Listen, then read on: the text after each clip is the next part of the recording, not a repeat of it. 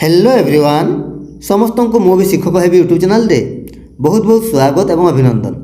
आशा करुच्ची आपण समस्ते भलरे अछंती। तो आज रही आपंपाई सोशल स्टडीज रु बछा बछा इंपोर्टाट प्रश्न सब जहाँकि आपणकर ओटीटी एग्जाम पाई बहुत ही हेल्पफुल रहिबो। तो जो मैंने यही चैनल रे प्रथम थर विजिट करछंती से माने चैनल टी को सब्सक्राइब करके बेल आइकन को प्रेस कर देबे। फल रे आगो को आसुवा प्रत्येक वीडियो नोटिफिकेशन सर्वप्रथमे आपण पाखु पहुँचो।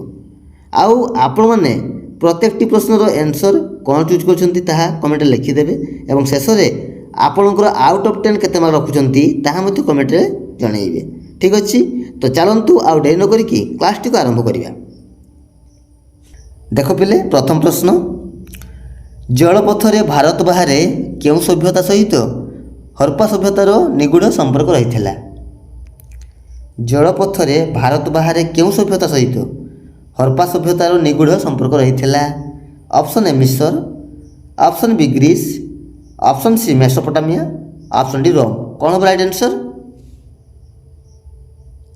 Option C Mesopotamia. Option C is right answer.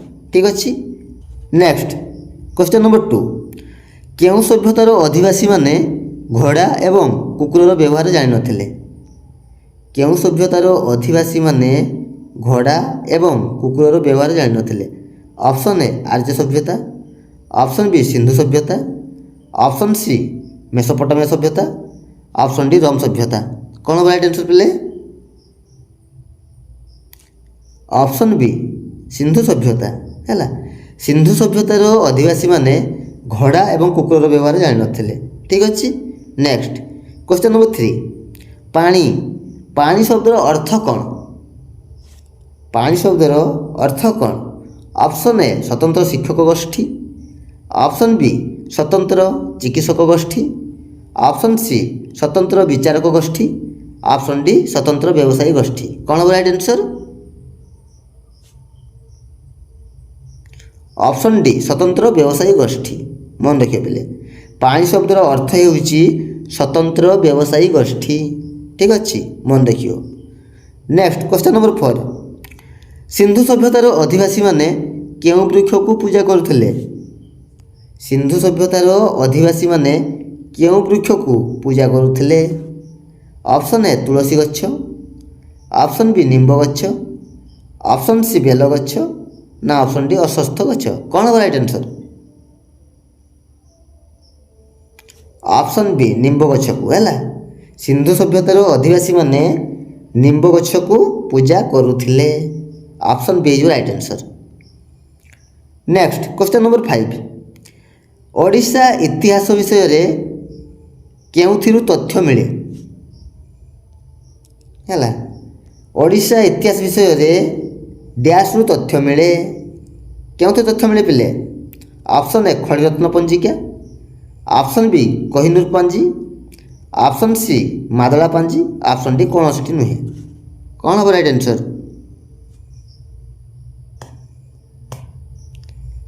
Option सी मादला पांजी रू है। ऑप्शन सी जो राइट आंसर। ओडिशा इतिहास विषय रे मादला पांजी रू तथ्य मिलता है। ऑप्शन सी जो right answer. Next question number 6, Bharat रे नील चाष केउठारे आरंभ होइथिला। भारत रे नील चाष केउठारे आरंभ होइथिला। ऑप्शन ए बंग और ओडिशा, ऑप्शन बी बंग और मद्रास, ऑप्शन सी बंग और बिहार, ऑप्शन डी बंग और आसाम। कौन हम right answer?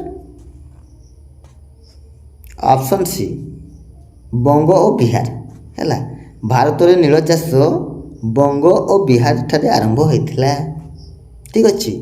Next question number 7, निम्नलिखित केउं विषय अध्ययन कले पृथ्वी परिस्थ एवं आकाश रे हेउथिबा घटना गुडी को जानिबा सह सिद्धांत ग्रहण करिवे। निम्नलिखित मध्यरु केउं विषय अध्ययन कले पृथ्वी उपरिस्थ एवं आकाश रे हेउथिबा घटना गुडी को जानिबा सह सिद्धांत ग्रहण करिवे। कौन हम राइट आंसर? ऑप्शन ए इतिहास, ऑप्शन बी भूगोल, ऑप्शन सी अर्थनीति ना ऑप्शन डी राजनीति विज्ञान। कौन हम राइट आंसर? ऑप्शन बी भूगोल है। Option B is right answer. ଭୂଗୋଳ ବିଷୟକୁ ଯଦି ଅଧ୍ୟୟନ କରାଯାଏ ତେବେ ପୃଥିବୀ ପୃଷ୍ଠ ଏବଂ ଆକାଶରେ ହେଉଥିବା ଘଟଣା ଗୁଡ଼ିକୁ ଜାଣିବା ସହ ସିଦ୍ଧାନ୍ତ ଗ୍ରହଣ କରିପାରିବେ। ଠିକ୍ ଅଛି। ନେକ୍ସଟ କ୍ୱେଶ୍ଚନ୍ ନମ୍ବର 8, ଭାରତୀୟ ଅର୍ଥନୀତିର ମାନଦଣ୍ଡ ଭାବରେ କେଉଁ ଶିଳ୍ପକୁ ଗ୍ରହଣ କରାଯାଇଥିଲା? ଭାରତୀୟ ଅର୍ଥନୀତିର ମାନଦଣ୍ଡ ଭାବରେ କେଉଁ ଶିଳ୍ପକୁ ଗ୍ରହଣ କରାଯାଇଥିଲା? ଅପସନ୍ ଏ କ୍ଷୁଦ୍ର ଶିଳ୍ପ, ଅପସନ୍ ବି ହସ୍ତଶିଳ୍ପ, ଅପସନ୍ ସି ବୁଣାକାର, ଅପସନ୍ ଡି କୁଟୀର ଶିଳ୍ପ। କ'ଣ ହେବ right answer? Option D is right answer, କୁଟୀର ଶିଳ୍ପ ହେଲା। ଭାରତୀୟ ଅର୍ଥନୀତିର ମାନଦଣ୍ଡ ଭାବରେ କୁଟୀର ଶିଳ୍ପକୁ ଗ୍ରହଣ କରାଯାଇଥିଲା। Option D is right answer. Next question number 9, ପୁରୀର ଜଗନ୍ନାଥ ମନ୍ଦିରର ବେଢ଼ା ଭିତରେ କିଏ ମୁକ୍ତିମଣ୍ଡପ ନିର୍ମାଣ କରିଥିଲେ? ପୁରୀର ଜଗନ୍ନାଥ ମନ୍ଦିରର ବେଢ଼ା ଭିତରେ କିଏ ମୁକ୍ତିମଣ୍ଡପ ନିର୍ମାଣ କରିଥିଲେ? Option A Prataparudra Deva, option B Purushottam Deva, option C Mukunda Deva, option D Kapilendra Deva. କ'ଣ ହେବ right answer? Option A Prataparudra Deva ହେଲା। ଅପସନ୍ ଏ ହେଇଯିବ ରାଇଟ୍ ଆନ୍ସର୍। ପୁରୀର ଜଗନ୍ନାଥ ମନ୍ଦିରର ବେଢ଼ା ଭିତରେ ପ୍ରତାପରୁଦ୍ର ଦେବ ମୁକ୍ତିମଣ୍ଡପ ନିର୍ମାଣ କରିଥିଲେ, ମନେ ରଖିବ। ଠିକ୍ ଅଛି। ନେକ୍ସଟ ଦେଖ ପିଲେ କ୍ୱେଶ୍ଚନ୍ ନମ୍ବର 10, ରାଜପୁତ ରାଜ୍ୟ ଅମ୍ବର ବର୍ତ୍ତମାନ ତାହା କେଉଁ ନାମରେ ପରିଚିତ? ରାଜପୁତ ରାଜ୍ୟ ଅମ୍ବର ବର୍ତ୍ତମାନ ତାହା କେଉଁ ନାମରେ ପରିଚିତ? କ'ଣ ହେବ ରାଇଟ୍ ଆନ୍ସର୍? ମହାରାଷ୍ଟ୍ର ହେବ କି ରାଜସ୍ଥାନ, ନା କାନପୁର, ନା ଜୟପୁର? କ'ଣ ହେବ ରାଇଟ୍ ଆନ୍ସର୍ ପିଲେ? ଅପସନ୍ ଡି ହେଲା Jaipur. Option D is right answer. Rajput ରାଜ୍ୟ ଅମ୍ବର ଯାହାକି ଏବେ ଜୟପୁର ନାମରେ ପରିଚିତ ହେଲା। ଅପସନ୍ ଡି ହେଇଯିବ ରାଇଟ୍ ଆନ୍ସର୍, ଜୟପୁର। ନେକ୍ସଟ ଦେଖ ପିଲେ ଆପଣମାନଙ୍କ ପାଇଁ ରହିଲା କମେଣ୍ଟ ୱାର୍କ ହେଲା। ଆଉ ପ୍ରଶ୍ନଟି ରହିଛି ଆପଣମାନଙ୍କ ପାଇଁ, ସାମାଜିକ ବିଜ୍ଞାନର ତୃତୀୟ ଭାଗ ବିଷୟବସ୍ତୁଟି କ'ଣ ହେଲା? ସାମାଜିକ ବିଜ୍ଞାନର ତୃତୀୟ ଭାଗ ବିଷୟବସ୍ତୁଟି କ'ଣ?